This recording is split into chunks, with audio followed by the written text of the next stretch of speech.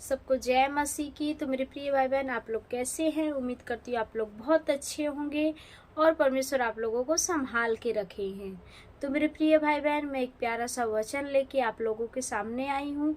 तो वचन से हम परमेश्वर से बातचीत करते हैं, क्योंकि हमारा वचन एक है जो परमेश्वर से हमारा कांटेक्ट कराता है। क्योंकि वचन द्वारा ही हम परमेश्वर से बातचीत करते हैं और वचन द्वारा ही हम प्रार्थना करते हैं, क्योंकि सब कुछ हमारा वचन है। तो चलिए हम वचन से देखते हैं कि परमेश्वर हमें क्या बताते हैं। जितने मसीह भाई बहन हैं, अगर आप लोग मेरी वीडियो को देख रहे हैं, जो अन्य भाई बहन हैं, तो प्लीज़ मेरी वीडियो को शुरू से लेकर अंत तक देखिएगा, तभी आप लोगों के समझ में आएगा कि बाइबल से हमें क्या परमेश्वर हमें बताते हैं। चलिए मैं वचन लेके आई हूँ। मत्ती 7 अध्याय का 21, 22 और 23 पद पढ़ेंगे। तो हम चलिए अपना वचन शुरू करते हैं। जो कोई मुझसे प्रभु हे प्रभु कहता है, उनमें से हर एक स्वर्ग के राज्य में प्रवेश न करेंगे, परंतु वही जो मेरे स्वर्गीय पिता की इच्छा पर चलता है।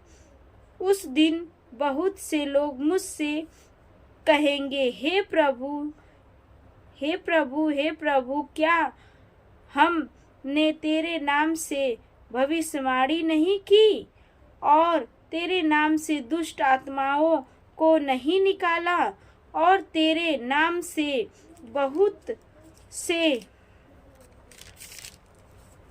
बहुत से आश्चर्य कर्म नहीं किए?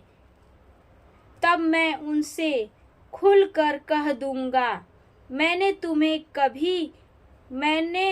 तुमको कभी नहीं जाना। हे कुकर्म करने वालों, मेरे पास से चले जाओ। हालेलुया। तो मेरे प्रिय भाई बहन, आप लोगों ने देखा कि परमेश्वर क्या कह रहे हैं कि मैं उनसे साफ साफ कह दूंगा कि हे कुकर्म करने वाले, मेरे पास से चले जाओ, मैं तुम्हें कभी नहीं जाना। तो मेरे प्रिय भाई, ऐसा परमेश्वर ने क्यों कहा, इस चीज़ को हम जानेंगे कि ऐसा क्यों कहा। मेरे प्रिय भाई बहन, क्योंकि सब लोग कहते हैं हे प्रभु हे प्रभु। तो मेरे प्रिय भाई बहन, हम हे प्रभु कहने से कुछ नहीं होता है। मेन क्या है? परमेश्वर की आज्ञा है। तो परमेश्वर साफ साफ बता रहे हैं हमें, जो कोई मेरे स्वर्गीय पिता की इच्छाओं पे चलता है, यानी कि मेरे स्वर्गीय पिता की इच्छाओं पे जो कोई चलेगा, वही स्वर्ग के राज्य में प्रवेश करेंगे, अन्य और कोई नहीं। क्योंकि इतने सब लोग संसार में, इतने चर्च हैं, इतने पास्टर हैं, सब लोग परमेश्वर के नाम से भविष्यवाणी परमेश्वर साफ साफ बता रहे।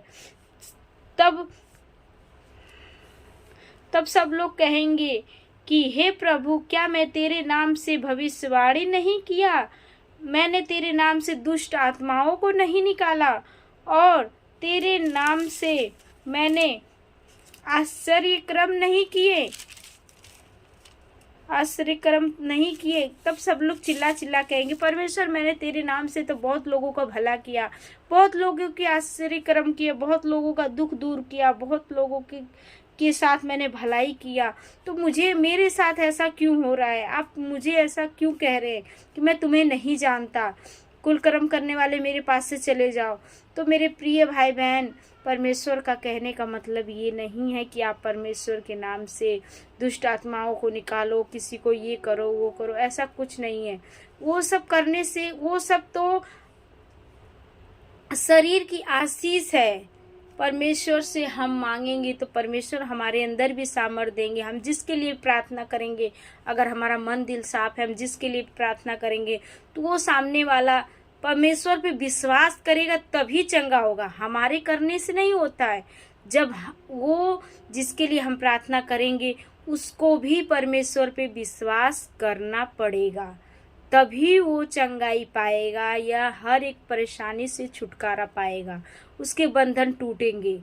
वरना नहीं, हम कह के कुछ नहीं कर सकते हैं।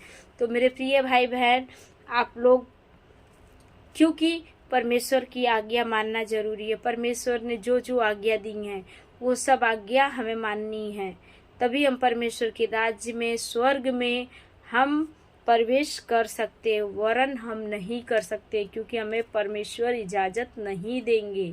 परमेश्वर हमें कहेंगे कि मैंने तुझे कभी नहीं जाना, कुकर्म करने वाले मेरे पास से चले जाओ। तो मेरे प्रिय भाई बहन, लंबा चौड़ा फाटक होता है, वहाँ पे भीड़ ज़्यादा होती है। तो जहाँ